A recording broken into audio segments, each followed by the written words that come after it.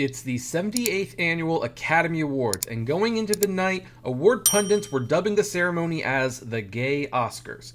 This is because never before had Oscar nominations been so overwhelmingly LGBTQA plus friendly, that it was poised to be the most progressive award show in history.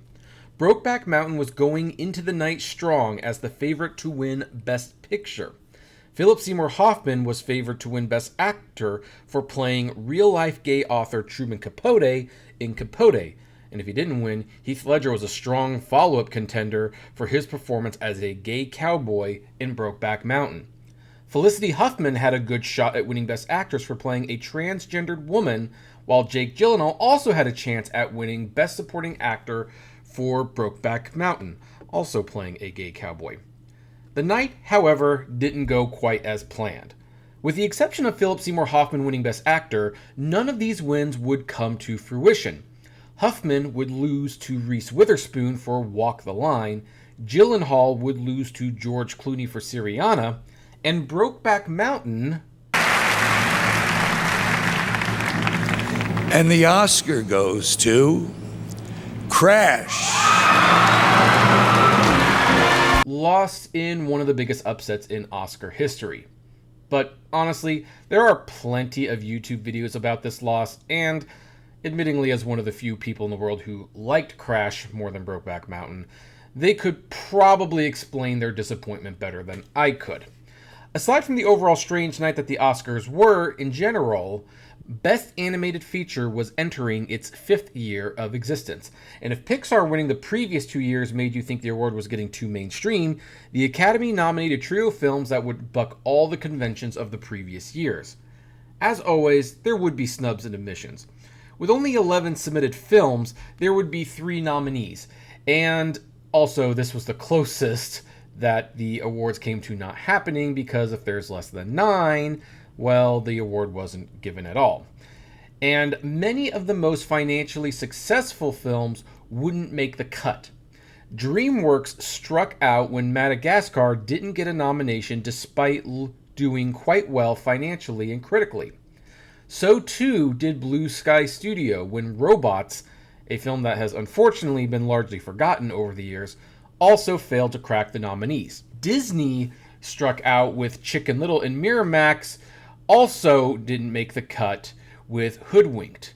Both of these were definitely big box office successes, but critically they were divisive. Even Katsuhiro Otomo, the director of the classic film Akira, didn't get a nomination with Steamboy, a movie he had been directing for more than 10 years at that point, and was considered a landmark in the combination of 2D and 3D animation. In fact, no CGI animated movie was nominated, a first for the category. Instead, the 3 nominations would be for movies that were all made with traditional forms of animation. The first was Tim Burton's Corpse Bride, a stop-motion film about a man who accidentally proposes to a dead woman in the underworld. Burton co-directed the film with Mike Johnson, an animator he previously worked on with The Nightmare Before Christmas and James and the Giant Peach, with Warner Brothers footing the bill. This was significant as it was the only film that was made by one of the major American studios that would be nominated.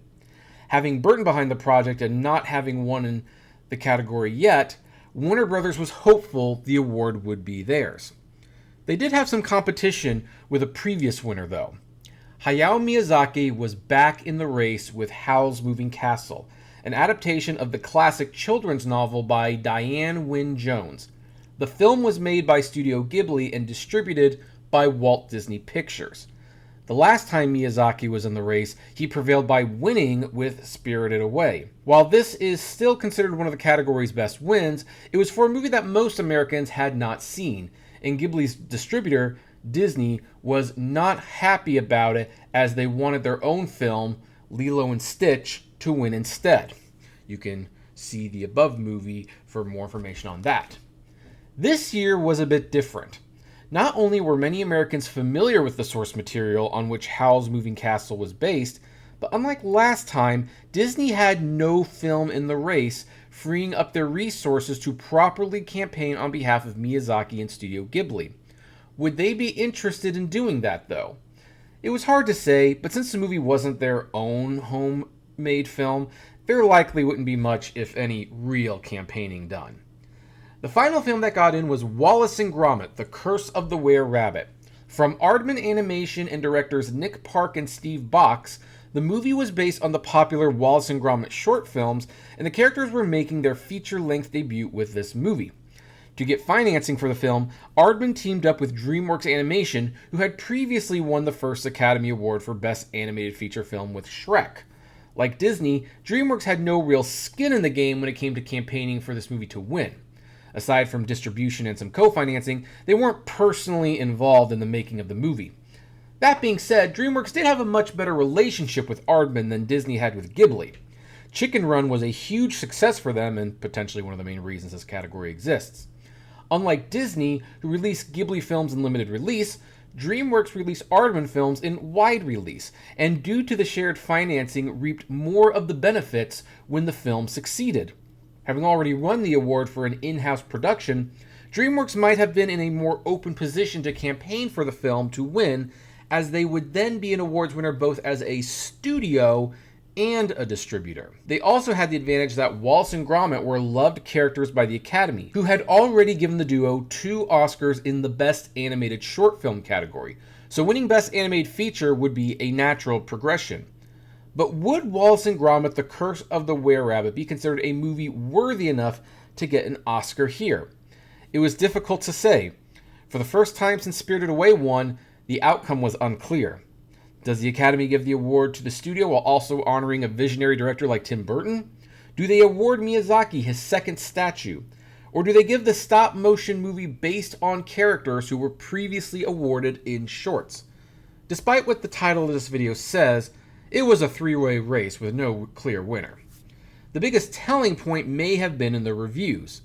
Howl's Moving Castle and Wallace and Gromit: The Curse of the Were-Rabbit were both critically acclaimed films, whereas Corpse Bride received a more mixed reception. That was the only obvious clue pundits had going into the race. The telecast started 1 week later than usual to avoid competition from the Olympics, and the ceremony was hosted by Jon Stewart for the first time. As stated before, things started off strange when George Clooney unexpectedly won Best Supporting Actor for Syriana, and the night would conclude with no movie winning more than 3 Oscars apiece. When it came time to announce the winner for Best Animated Feature, Reese Witherspoon presented the nominees and then proceeded to announce the winner. And the Oscar goes to Wallace and Gromit in The Curse of the Were-Rabbit, Nick Park and Steve Box.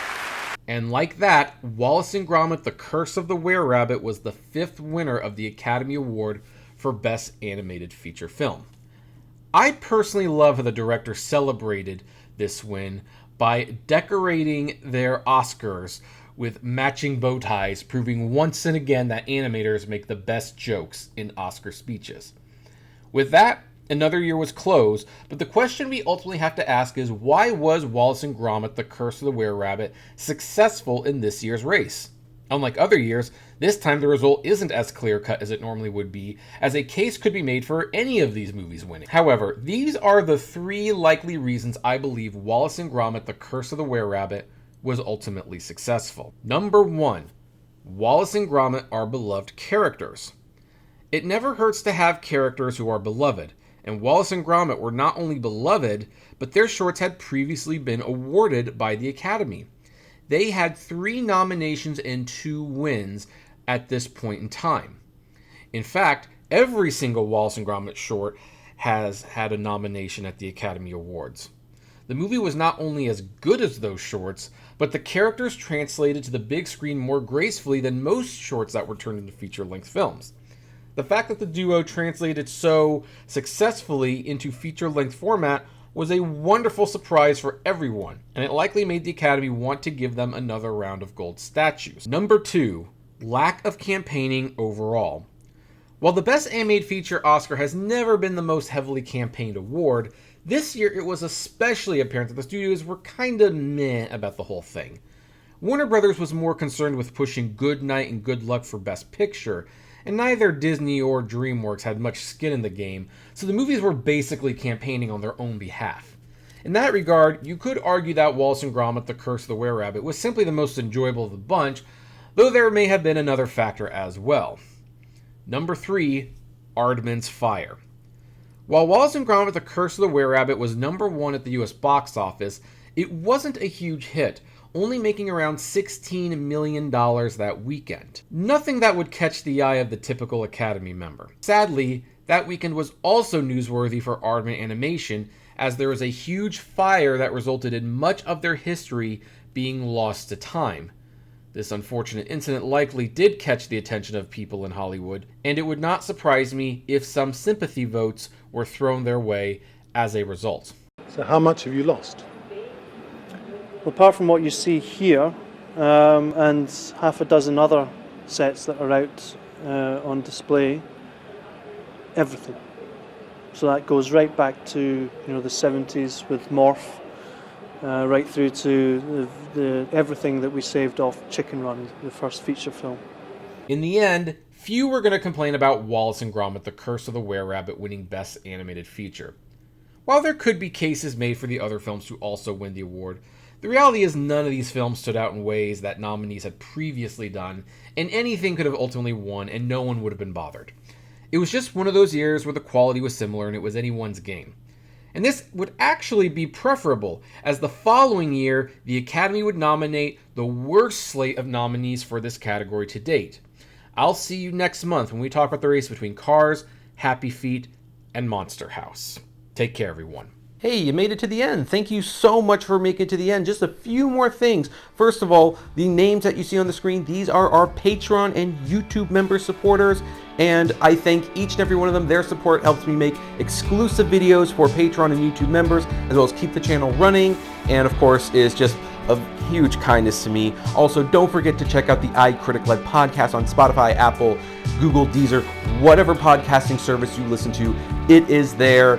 We definitely want to see you there. And hey, there's also other videos that you can check out. So, check out these other channels, these other videos, especially that one. I think that's a really good one.